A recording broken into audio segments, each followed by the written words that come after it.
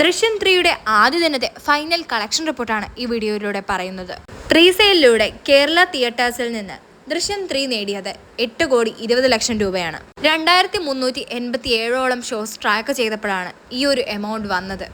4,72,000 ടിക്കറ്റുകളാണ് track ചെയ്യപ്പെട്ടിട്ടുള്ളത്. Book my ഷോയിലൂടെ 5 ലക്ഷത്തിന് മുകളിലുള്ള ടിക്കറ്റുകൾ വിറ്റുപോയി എന്നുള്ളതാണ് റിപ്പോർട്ടുകൾ സൂചിപ്പിക്കുന്നത്. അവസാന മണിക്കൂറുകളിൽ 19,000-ന് മുകളിലുള്ള ടിക്കറ്റുകളാണ് ദൃശ്യം 3യുടേതായി വിറ്റുപോയത്. സർവ്വ റെക്കോർഡുകളും തൂത്തെറിഞ്ഞുകൊണ്ട് ദൃശ്യം 3 എമ്പുരാന്റെ തൊട്ടുപുറകിൽ എത്തിയിരിക്കുന്നു. മലയാളത്തിൽ നിന്ന് പ്രീസെയിലൂടെ 30 കോടിക്ക് മുകളിലേക്ക് കളക്ഷൻ നേടുന്ന രണ്ടാമത്തെ മലയാള ചിത്രമായി മാറുന്നു ദൃശ്യം 3.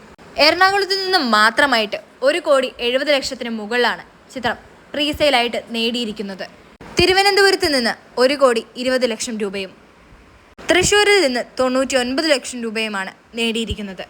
ലഭ്യമായ കണക്കുകൾ പ്രകാരം ടോപ്പ് 4 കേരള പ്രീസെയിലൂടെ നോക്കുമ്പോൾ കൂലി 8,02,00,000 രൂപ നേടി, ലിയോ 8,81,00,000 രൂപ നേടി, എമ്പുരാൻ 11,69,00,000 രൂപ നേടി. ദൃശ്യം 3 എത്തിയിരിക്കുന്നത് 8,20,00,000 രൂപയിലേക്കാണ്. അങ്ങനെ 3-ാം സ്ഥാനത്താണ് ദൃശ്യം 3 നിൽക്കുന്നത്.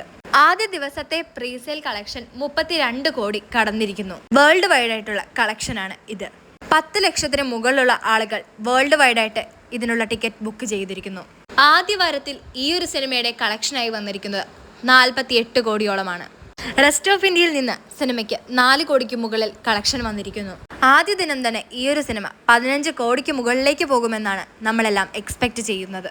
നിങ്ങളുടെ പ്രതീക്ഷയും പ്രതികരണങ്ങളും അതുപോലെ സിനിമ കണ്ടിട്ട് ആദ്യത്തെ റെസ്പോൺസും കാര്യങ്ങളെല്ലാം കമൻസിലൂടെ പറയണേ.